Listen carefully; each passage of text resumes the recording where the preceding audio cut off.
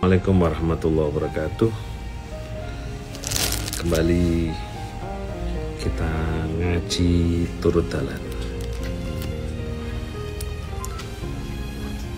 Kali ini kita akan membahas tentang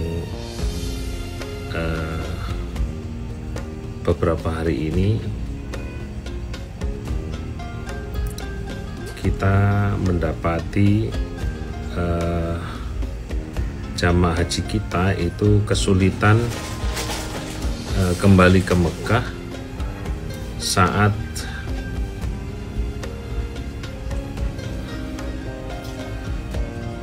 mengambil miqat haji, hingga kemudian ada edaran muncul dari pemerintah Indonesia agar jamaah haji tidak pergi ke Hudaybiyah, jamaah haji tidak pergi ke Thaif, jamaah haji tidak pergi ke Ji'ranah.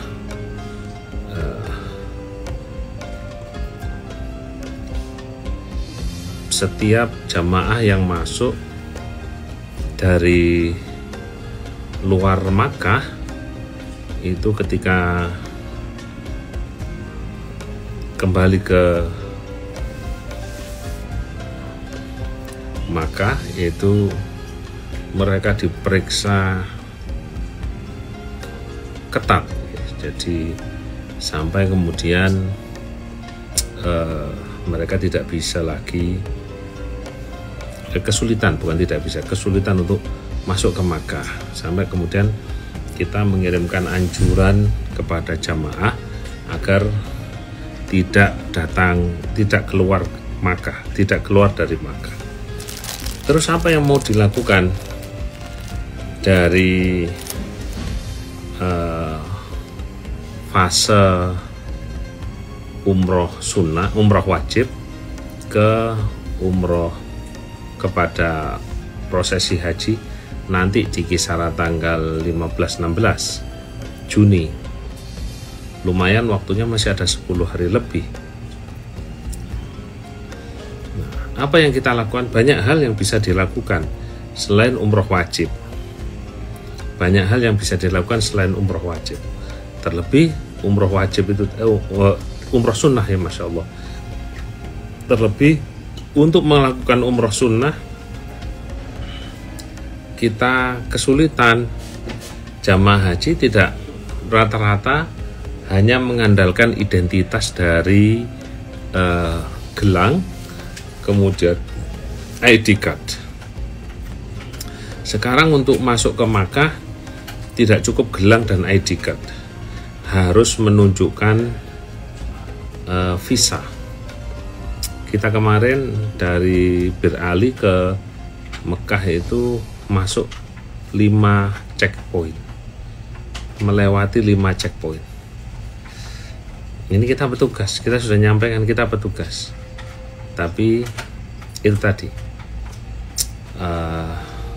banyaknya jamaah haji yang ngotot bepergian dengan visa ziarah membuat pemerintah Saudi memberikan aturan yang sangat ketat. Nah, apa sekarang kita bahas, tidak membahas itu karena itu memang kebijakan pemerintah Saudi yang kita tidak bisa menawar-nawar ya. Ini karena ini kebijakan. Maka apa yang bisa dilakukan oleh jamaah haji kita saat menunggu jeda antara usai umroh wajib ke rangkaian haji nanti di 8 Dzulhijjah. Yang bisa dilakukan oleh jamaah haji adalah kathratut tawaf, memperbanyak tawaf. Di dalam kitab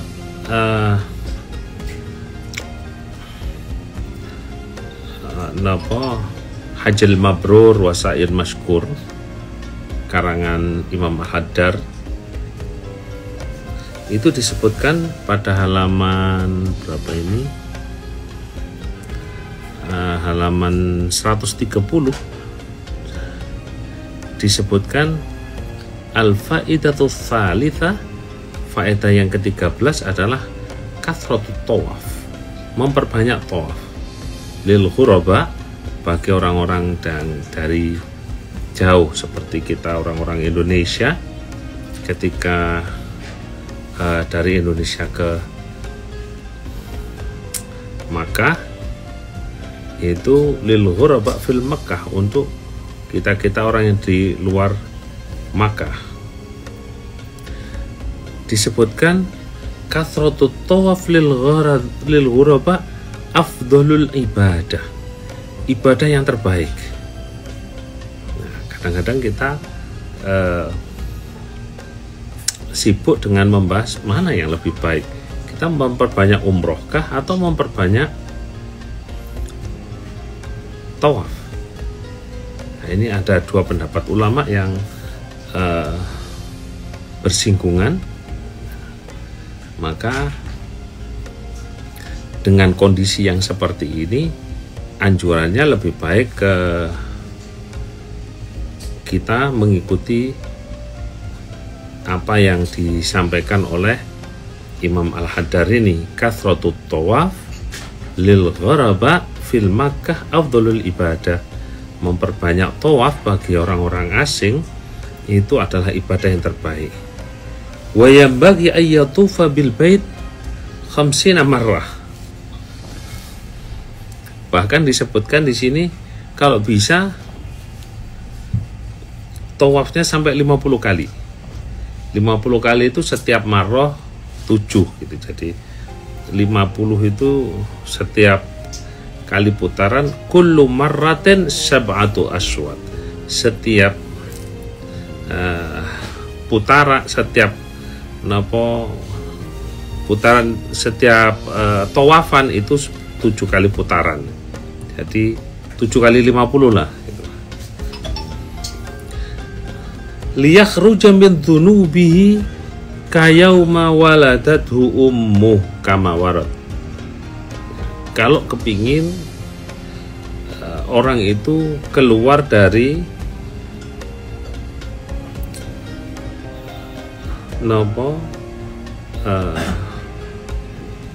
dosa-dosanya, kayauma waladatuhu ummuh, seperti dia pertama kali lahir, jadi tidak punya dosa sama sekali. Kama warada wa warada sab'atu wafat ta'dilu umrah. Coba ini 7 kali tawaf itu sudah mengimbangi umrah. Jadi kalau kuat tidak perlu bolak-balik keluar Makkah, tapi cukup memperbanyak tawaf. Wa thalathu umarin ta'dilu hajjah. Dan 3 kali umroh itu sebanding dengan haji. Wal hasanatu fil Makkah bimi'ati alfi hasanah, dan kebaikan yang kita lakukan di Mekah itu sebanding dengan 1000 kali kebaikan. 100.000 kebaikan. Bimi'ati alf, 100.000 kebaikan.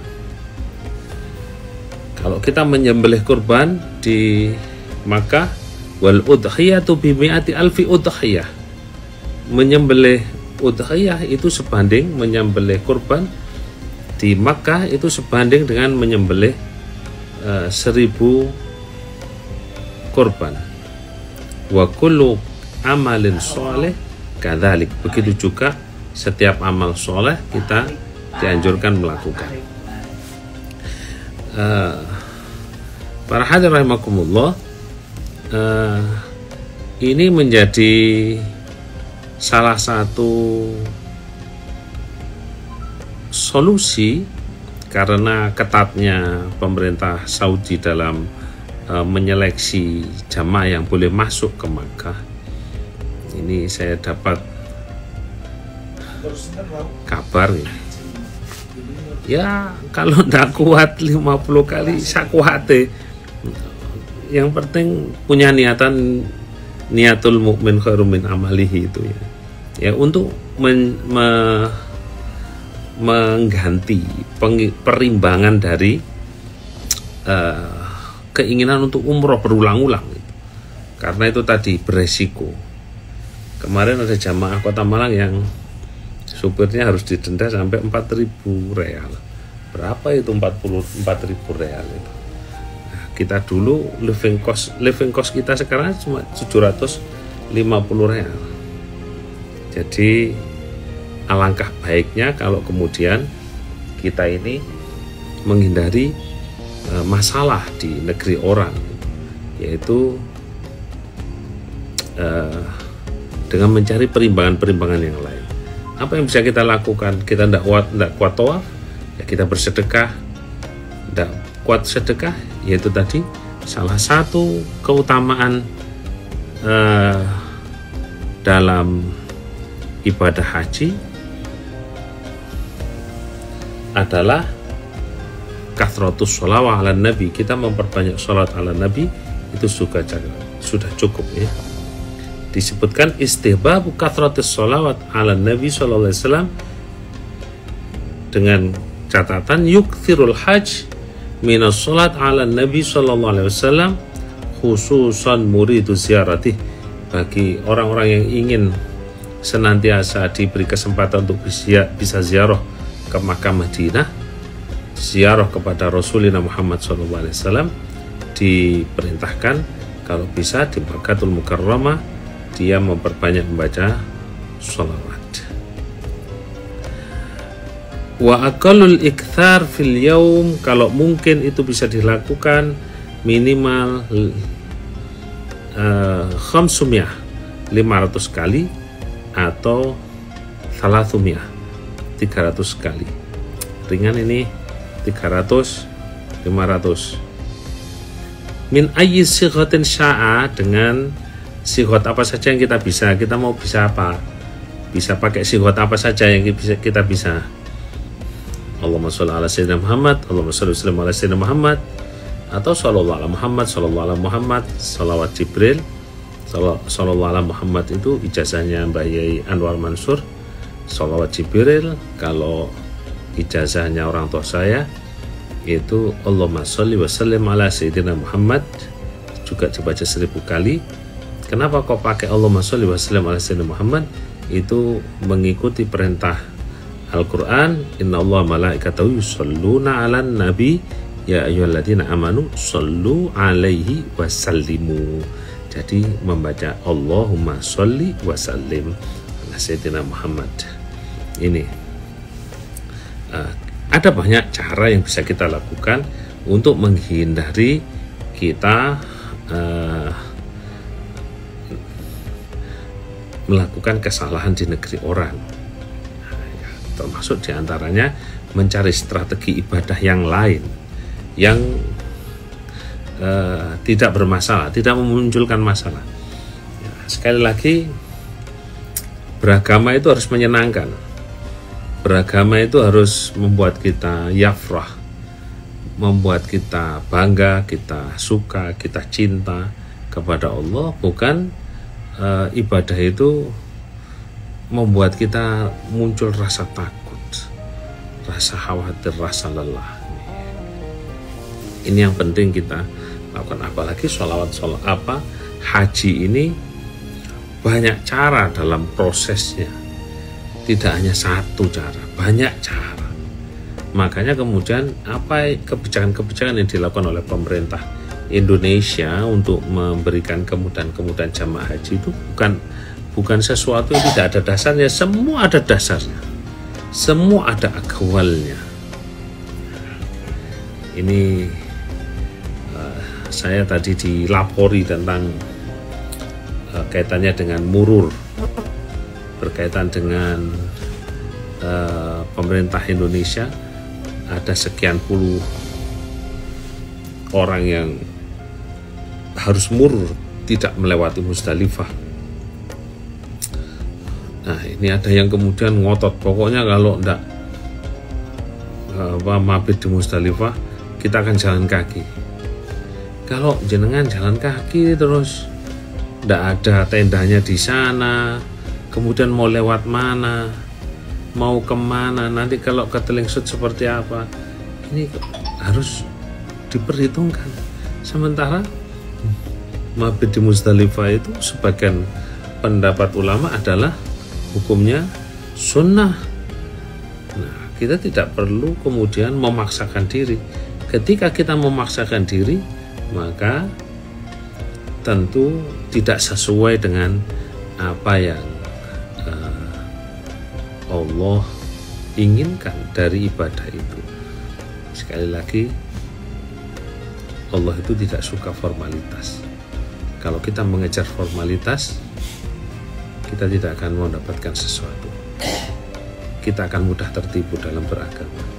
Buktinya apa? Haji itu ketika ditanya Rasulullah ditanya, ma'abarul hajj, apa yang disebut haji mabrur itu?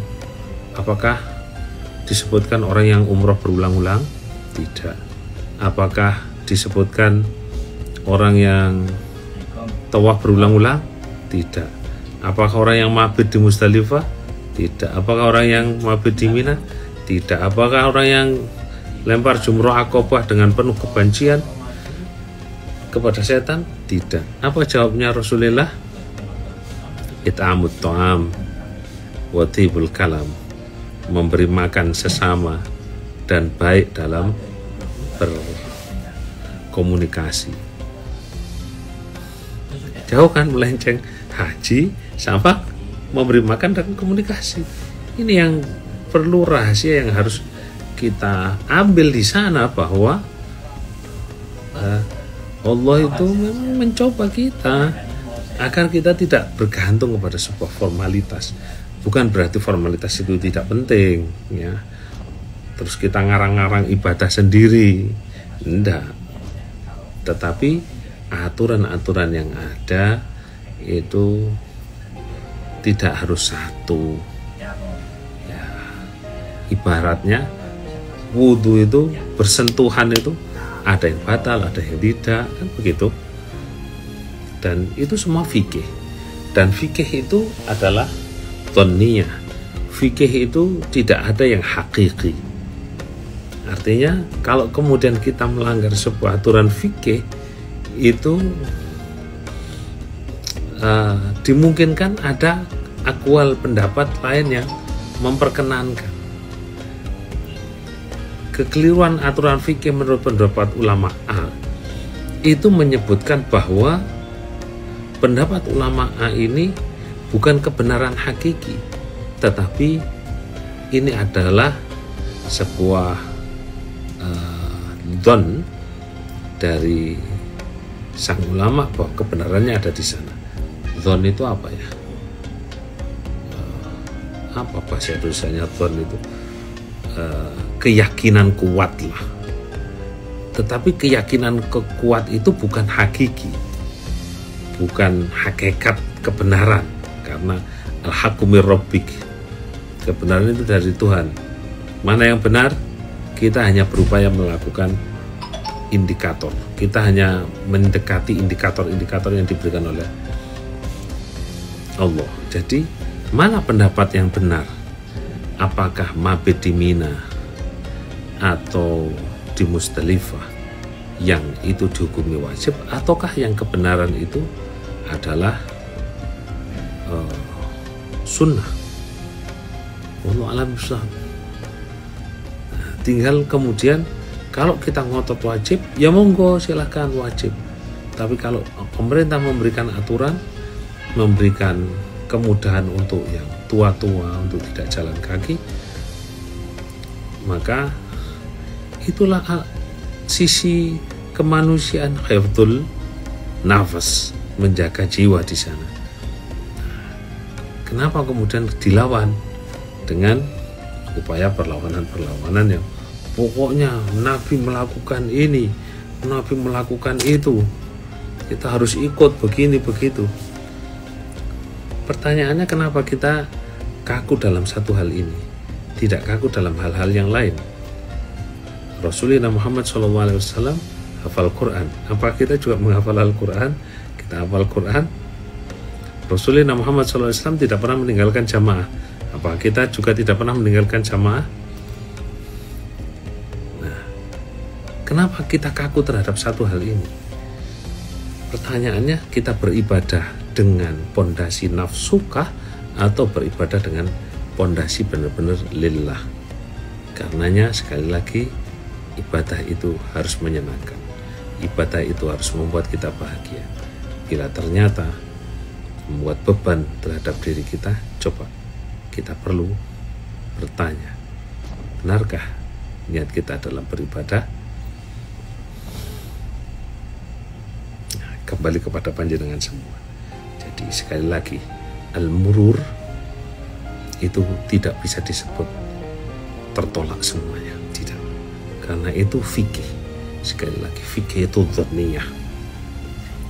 Umroh berulang-ulang itu juga ada strategi lain. Kalau ternyata ini laporan dari kawan-kawan,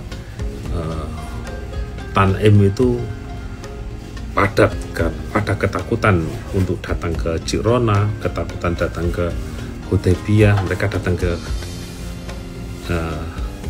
Tanim. Di Tanim pun bukan lepas dari pemeriksaan, juga ada pemeriksaan, dicari jamaah-jamaah yang tidak mempunyai visa haji. Ketika kita menunjukkan gelang haji, apa jawabnya? Gelang haji ini di sini murah, cuma 3 real. Nah, ini yang perlu sama-sama kita amati bersama. Jadi tidak perlu kita mencaci kebijakan pemerintah Saudi, ya gelo-gelo biasa lah. Namanya kebijakan itu kan tidak selalu sesuatu yang harus cocok buat kita. Namanya kebijakan, ya, pastilah ridhon nas ghayatun la tudrak. Jangan mencari kebijakan apa saja kalau yang dikejar adalah keridhaan seseorang, kita tidak akan mendapatkan apa-apa. Ridhon nas ghayatun la tudrak. Karena itu kawan-kawan ini ada beberapa yang ikut ngaji yang sedang haji, ingat-ingat, ayo mari kawan-kawan yang lain diedukasi bahwa ketatnya aturan itu, dan sampai kemarin ada yang petugas supirnya didenda karena membawa jamaah yang tidak bisa menunjukkan visa dan lain sebagainya. Mungkin bisa diganti dengan strategi yang lain, yaitu tidak dengan melakukan iktsarul umroh, memperbanyak umroh, tetapi kita memperbanyak tawaf saja. Dengan memperbanyak tawaf, maka ada hal, ya, meskipun di sini kalimatnya, ini kan intinya sebenarnya wis daripada nantang-nantang tawaf, daripada nantang-nantang umroh, ya kamu kuat tawaf berapa kali wes? Kalau kuat 50 kali kali 7 putaran.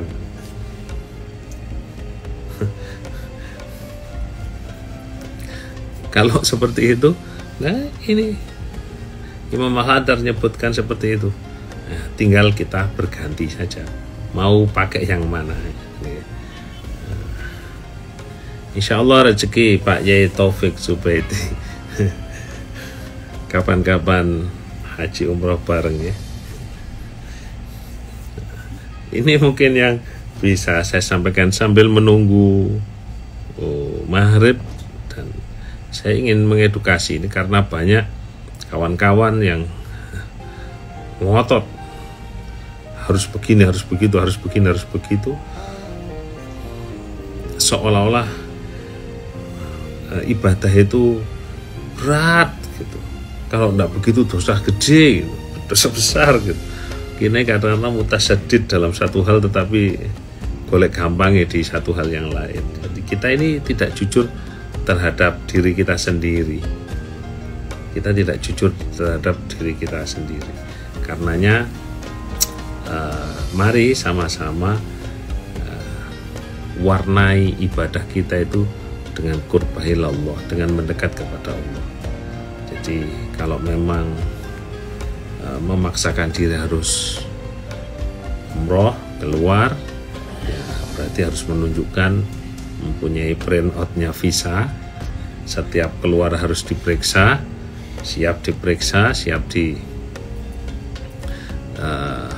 ditahan sebentar, karena ini ada rombongan jamaah yang jalan-jalan ke Taif, keluar boleh, masuk lagi kesulitan, sampai harus turun Dakar Mekah membantu mendampingi mereka. Ini ada rombongan dari beberapa KBIHU, ada yang ke Hudaybiyah kesulitan keluar, ada yang ke Ji'ronah kesulitan keluar, bahkan ada yang cerita ketakutan jamaahnya karena yang membawa yang memeriksa itu membawa senjata lengkap. Maka ini satu hal yang perlu kita antisipasi adalah kita sedang beribadah, kita ingin mendapatkan inti haji yaitu haji mabrur, maka tidak perlu menghalalkan segala cara untuk memenuhkan hasrat nafsu kita, tetapi apa yang bisa kita lakukan? Sekali lagi, dawuhnya Rasulullah, ma'abarul hajj, apa yang disebut haji mabrur, bukan umroh berulang-ulang, bukan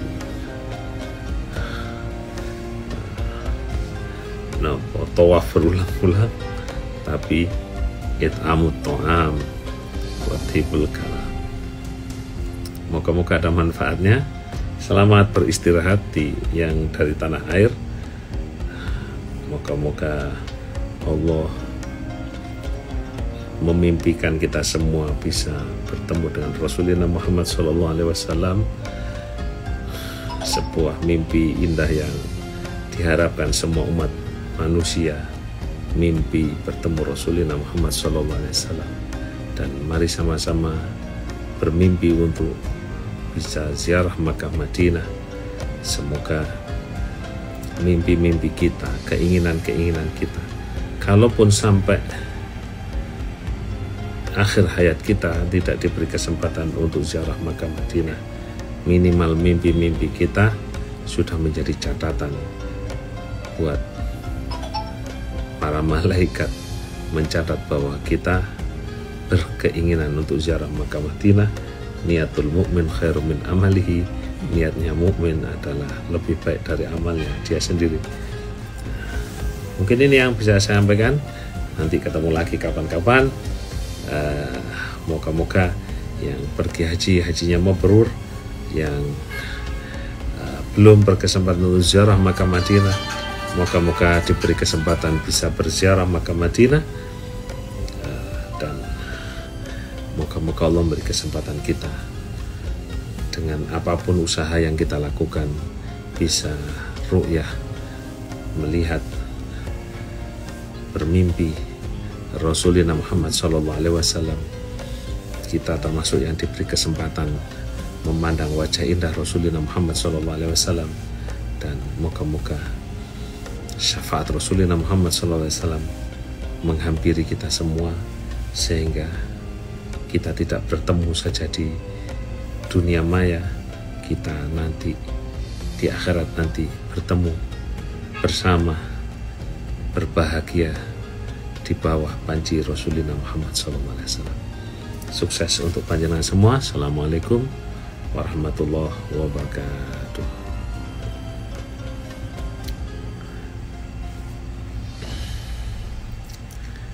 Amin ya Pak Taufik. Allahumma sholli wa sallim ala dzatil Muhammadiyah wanfa'na barakatiha wahdina ila rasyad. Assalamualaikum warahmatullahi wabarakatuh.